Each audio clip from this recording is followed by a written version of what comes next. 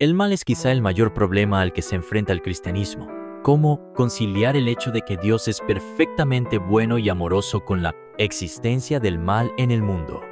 En pocas palabras, si Dios es bueno y todopoderoso, ¿por qué existe el mal y por qué existe en semejante escala? No se trata de un problema meramente académico, sino de algo que preocupa profundamente a muchas personas y que impide a algunos llegar a conocer a Dios y amarlo. Para muchos, el origen del pecado y el porqué de su existencia es causa de gran perplejidad.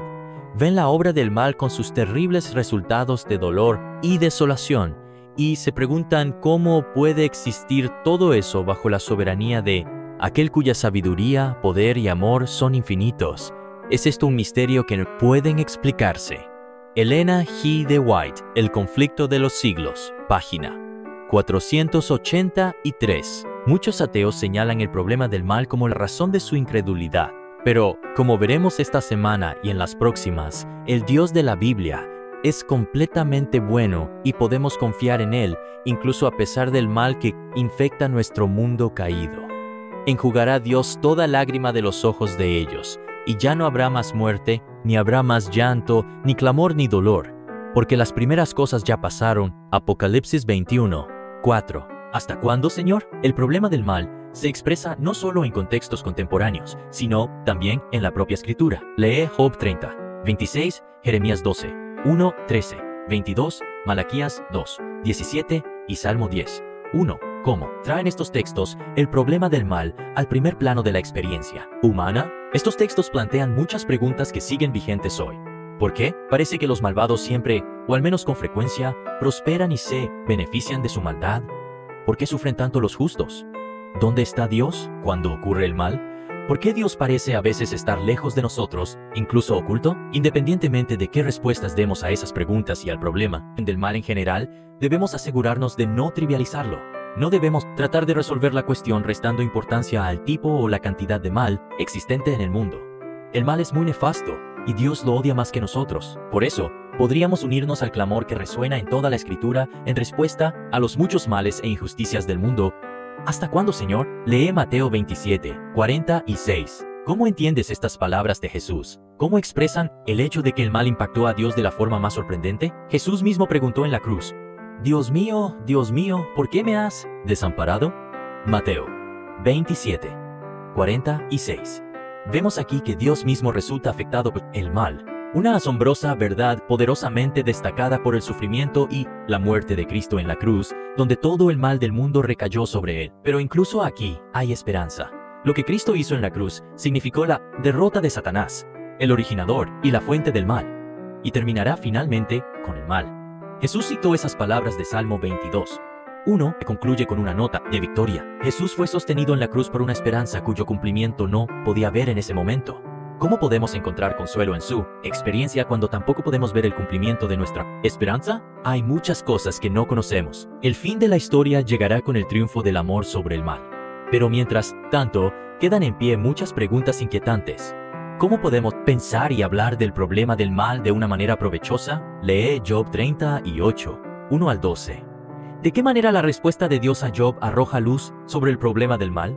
¿Cuánto sabemos y cuánto desconocemos acerca de lo que puede estar ocurriendo tras bastidores? En el relato, Job había sufrido mucho y él mismo se había hecho muchas preguntas acerca de por qué le habían sobrevenido tantos males y sufrimientos. Solicitó una audiencia con Dios para buscar respuestas a sus preguntas, sin saber que tras bastidores en la corte celestial ocurrían muchas cosas más. Ver Job 1:2. La respuesta de Dios a Job es sorprendente. Concretamente, entonces respondió Jehová a Job desde un torbellino y dijo: ¿Quién es ese que oscurece el consejo con palabras sin sabiduría? Job 38:1-2. Este versículo podría parafrasearse de la siguiente manera: ¿Por qué hablas tanto cuando sabes tan poco? Y Dios añade en Job 38:4. ¿Dónde estabas tú cuando yo fundaba la tierra? Házmelo saber, si tienes inteligencia. Lee Job 40:3. ¿Cómo ilumina la respuesta de Job lo que debemos reconocer acerca de nuestra propia posición? Con sus respuestas, Dios dejó claro que Job desconocía y no entendía muchas cosas. Al igual que el patriarca, nosotros también debemos reconocer humildemente que en el mundo y tras bastidores ocurren muchas cosas de las que no sabemos nada. El hecho de que no conozcamos las respuestas a nuestras preguntas no significa que no haya buenas respuestas para ellas, o que el problema del mal no vaya a ser resuelto algún día. Hasta entonces, debemos confiar en la bondad divina, que nos ha sido revelada de tantas maneras. Pensemos en lo poco que sabemos acerca de cualquier cosa. En vista de ello, ¿por qué debemos aprender a convivir con preguntas sin respuesta acerca del más difícil de los temas, el del mal y el sufrimiento? El teísta escéptico. Dios proclama en Isaías 55, 8 y 9, el Señor ha dicho, mis pensamientos no son los pensamientos de ustedes, ni son sus caminos mis caminos. Así como los cielos son más altos que la tierra, también mis caminos y mis pensamientos son más altos que los caminos y pensamientos de ustedes. RBC. Los pensamientos de Dios son mucho más elevados que los nuestros. Ni siquiera podemos imaginar la complejidad del plan divino para la historia. En vista de ello, ¿por qué habríamos de pensar que podemos entender las razones de Dios para lo que decide hacer o no en diversas situaciones? Una forma de enfocar el problema del mal basada en reconocer lo poco que sabemos se llama teísmo escéptico. El teísta escéptico cree que Dios tiene buenas razones para actuar como lo hace, pero que nuestro limitado conocimiento nos impide conocer o comprender plenamente el accionar de Dios en relación con el mal en el mundo. Por ejemplo, el hecho de que no podamos ver gérmenes en el aire a nuestro alrededor no significa que no estén allí. De la misma manera, que no conozcamos las razones de Dios para actuar o no de determinada manera no significa que Él no tenga buenas razones para ello. Lee Salmo 73. ¿Cómo enfoca el salmista el mal y la injusticia que lo rodean? ¿Qué le hace ver las cosas desde otra perspectiva? El salmista estaba profundamente preocupado por la maldad existente en el mundo. Miraba a su alrededor y veía prosperar a los malvados. Todo le parecía injusto. No tenía respuestas para ello. Se preguntaba si valía la pena creer y servir a Dios, hasta que entró en el santuario, que proporciona parte de la clave para el problema del mal, ya que allí hay un juez justo que ejecutará juicio y hará justicia a su debido tiempo. ¿Cómo puede la comprensión adventista del juicio y la doctrina del santuario arrojar luz sobre el problema del mal? Te ayuda a saber que, aunque ahora tenemos muchas preguntas, los detalles de la historia y los justos juicios de Dios nos serán revelados finalmente. La defensa del libre albedrío. Por mucho que no comprendamos acerca de los caminos y los pensamientos de Dios, las Escrituras revelan algunas cosas que ayudan a abordar el problema del mal. Una vía para ello se conoce como la defensa del libre albedrío. De acuerdo con esa perspectiva, el mal es el resultado del uso equivocado del libre albedrío por parte de los seres humanos. Dios, por lo tanto, no es responsable del mal, pues este es el resultado del mal uso que las criaturas hacen de la libertad que Dios les ha concedido. ¿Por qué, sin embargo, otorgaría Dios libre albedrío si esto llevaría al mal? Respondiendo a esta pregunta, C.S. Lewis escribió que el libre albedrío, aunque hace que el mal sea posible, es también lo único que hace posible que el amor o la bondad o el gozo valgan la pena. Un mundo de autómatas, de criaturas que operen como máquinas, apenas sí valdría la pena ser creado. La felicidad que Dios determina para sus criaturas más elevadas es la felicidad de estar libre y voluntariamente unidas con Él y entre sí, y para eso tienen que ser libres. Cristianismo y nada más. Caribe, 1977, página 58. Lee Génesis 2, 16 y 17. ¿Cómo muestran estos versículos la libertad moral concedida por Dios a Adán y a Eva? ¿Por qué pedirles que no hicieran algo si carecían de libre albedrío? Adán y Eva comieron el fruto prohibido, y desde entonces nuestro planeta se ha llenado de maldad.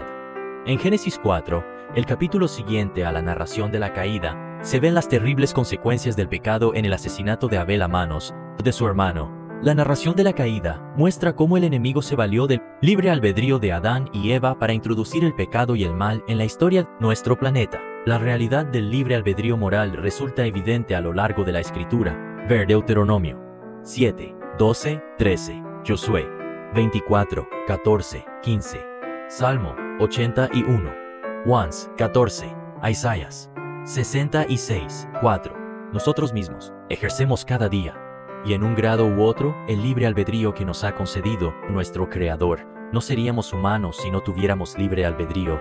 Sin nos pareceríamos más a una máquina o a un robot. La compañía Sony ha creado un perro robot llamado Aibo. No se enferma, no tiene pulgas, no muerde, no necesita vacunas y no pierde pelo. ¿Cambiarías tu perro de carne y hueso por un Aibo? Si no es así, ¿cómo podría tu elección ayudarte a entender mejor por qué Dios nos creó como lo hizo, con libre albedrío, a pesar de los riesgos? Amor y maldad. Dios ha concedido a sus criaturas el libre albedrío, porque este es necesario para que exista el amor. El mal uso del libre albedrío es la causa del mal. Una vez más, quedan muchos interrogantes. Dios permite temporalmente el mal, aunque lo desprecia apasionadamente porque descartar su posibilidad excluiría el amor, y porque destruirlo prematuramente dañaría la confianza necesaria para el amor. La tierra quedó oscura porque se comprendió mal a Dios, a fin de que pudiese iluminarse las lóbregas sombras, a fin de que el mundo pudiera ser traído y de nuevo a Dios, había que quebrantar el engañoso poder de Satanás. Esto no podía hacerse por la fuerza. El ejercicio de la fuerza es contrario a los principios del gobierno de Dios.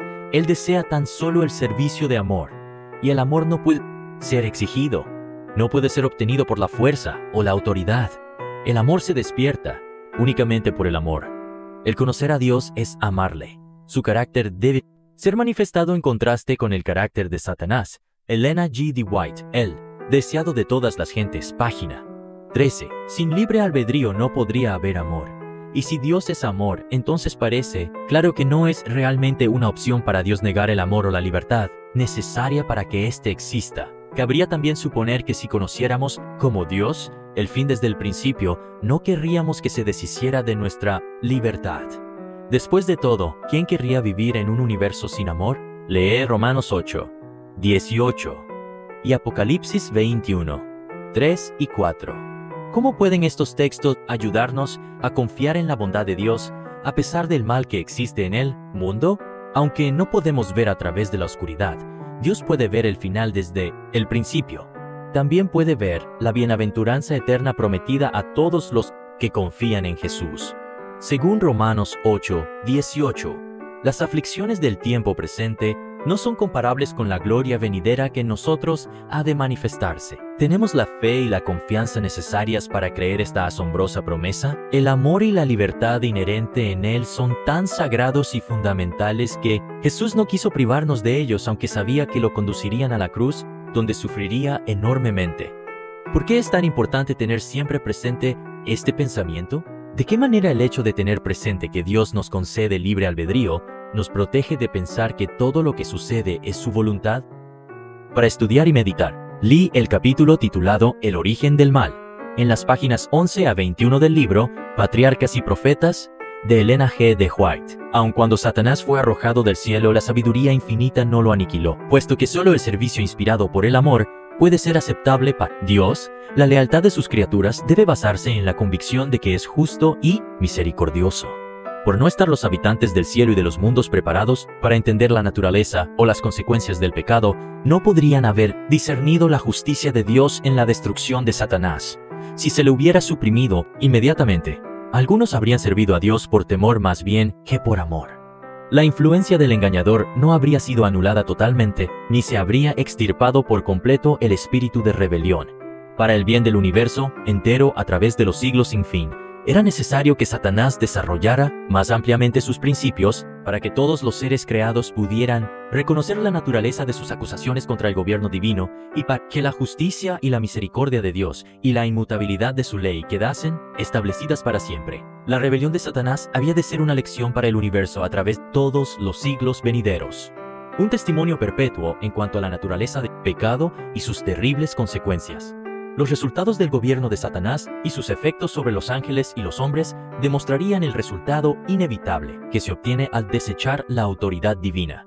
Darían testimonio de que la existencia del gobierno de Dios entraña el bienestar de todos los seres que Él creó.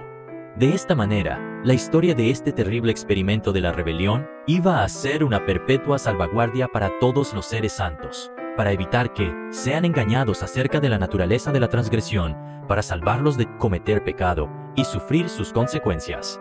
Elena G. D. White, Patriarcas, Profetas, páginas 20, 21 Preguntas para dialogar. 1. Teodicea es un término teológico que se refiere a la vindicación de Dios respecto del mal, pero no a la justificación del mal. Imagina que alguien redimido dijera en el cielo: ahora entiendo por qué mi familia fue torturada y asesinada ante mis ojos. Ahora sí todo tiene sentido. Gracias, Jesús. Eso es absurdo. ¿Cómo podemos llegar a entender que es Dios, no el mal, quien es finalmente vindicado en el contexto del gran conflicto? Ver la lección 9. 2. ¿Te has sentido alguna vez como Job? ¿Te has sentido tentado a pensar que no hay explicación para tu sufrimiento o el de tus seres queridos? 3. ¿Cómo nos ayuda la confesión de Job, de que hablaba de lo que no comprendía? Job 42. 3. A reflexionar sobre nuestras propias dudas.